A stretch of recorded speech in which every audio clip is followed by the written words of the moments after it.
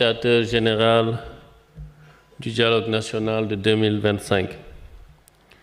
Tout à l'heure, nous avons entendu sur ce pupitre le professeur Ndiaye dire quelque chose d'émouvant. Il disait qu'on ne trouverait meilleur endroit pour vivre que le Sénégal. Nous n'avons que le Sénégal. Puisque nous n'avons que le Sénégal et que nous ne pouvons vivre ailleurs que le Sénégal, donc discutons de tout ce qui concerne le Sénégal. C'est l'esprit de cette rencontre, c'est l'esprit de ce dialogue, et c'est sur ces mots que j'invite Monsieur le ministre de l'Intérieur à prononcer le discours de clôture du dialogue national 2025.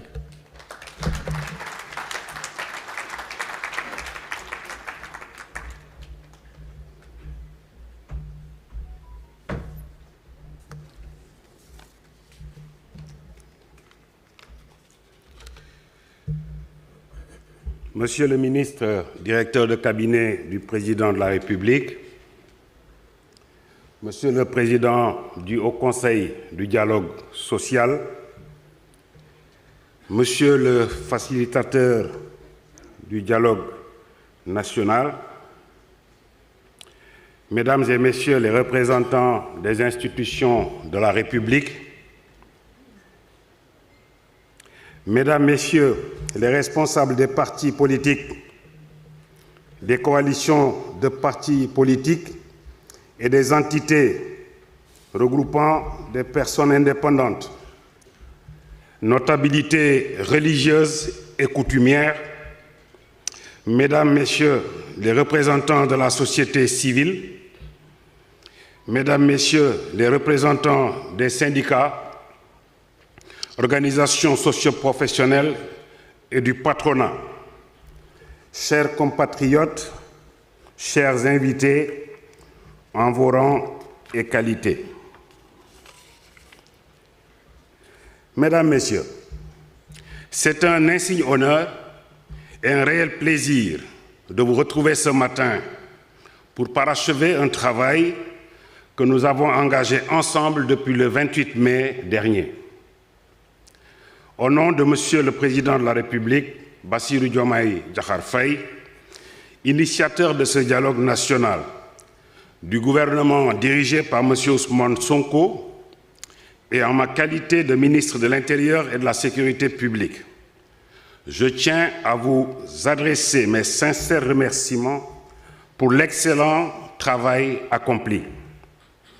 À travers vos personnes, je rends hommage à l'ensemble de vos administrations et structures de rattachement pour la collaboration franche, soutenue et constructive dont vous avez fait preuve tout au long de ce processus.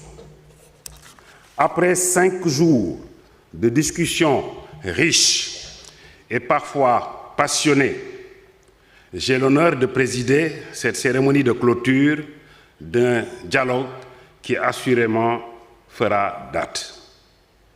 Ce moment marque en effet une étape importante dans la marche de notre démocratie. Ce dialogue national a réuni les esprits les plus aiguisés de notre landerneau politique, ainsi que les forces vives de la nation, avec pour ambition de repenser, d'améliorer et de moderniser notre système politique.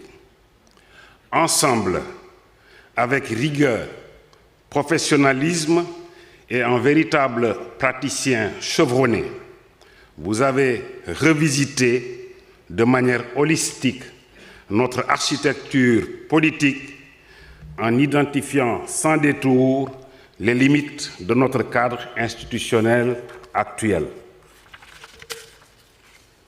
Votre présence, vos idées, vos convictions et votre engagement ont donné à ce dialogue toute sa profondeur, sa pertinence et sa solennité.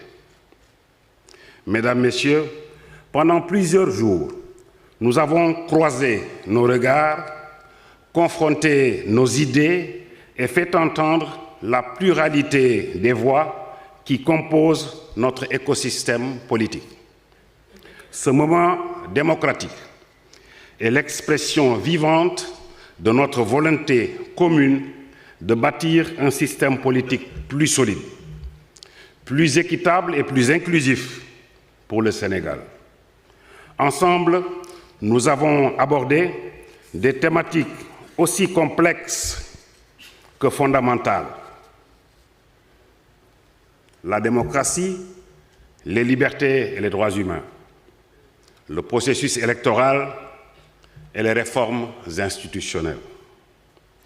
Les échanges, souvent intenses, mais toujours empreints de respect, ont permis de dégager des pistes concrètes pour faire évoluer notre système politique. Je salue ici la maturité politique, l'ouverture d'esprit, le sens du compromis et l'attachement profond à l'intérêt général dont chacun d'entre vous a fait preuve. Je tiens également à souligner les efforts remarquables des organisateurs de cette grande rencontre démocratique auxquels j'adresse notre profonde reconnaissance.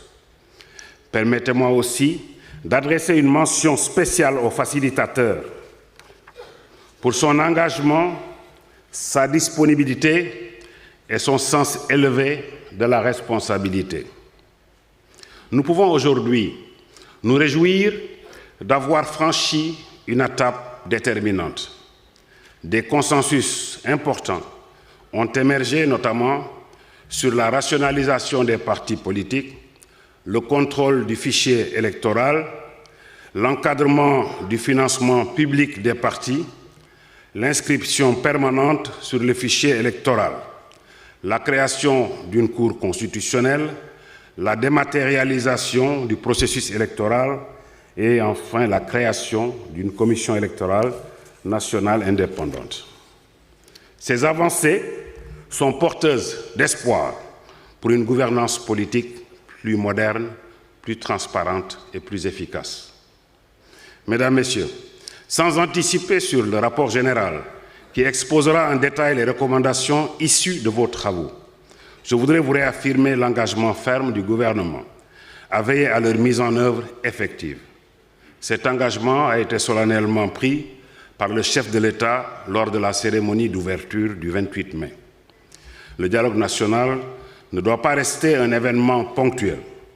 Il doit devenir un processus permanent.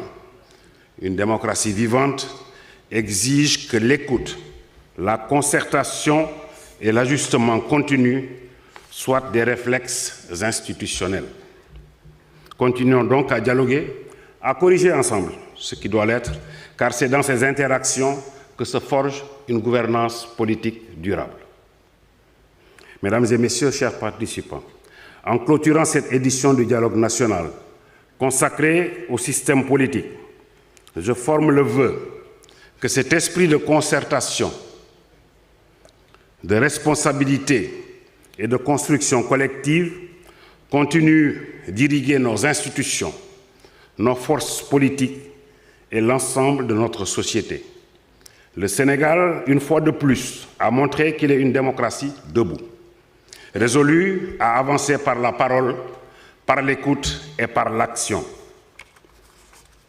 C'est sur ces mots que je déclare clos les travaux du dialogue national sur le système politique et vous remercie de votre aimable attention.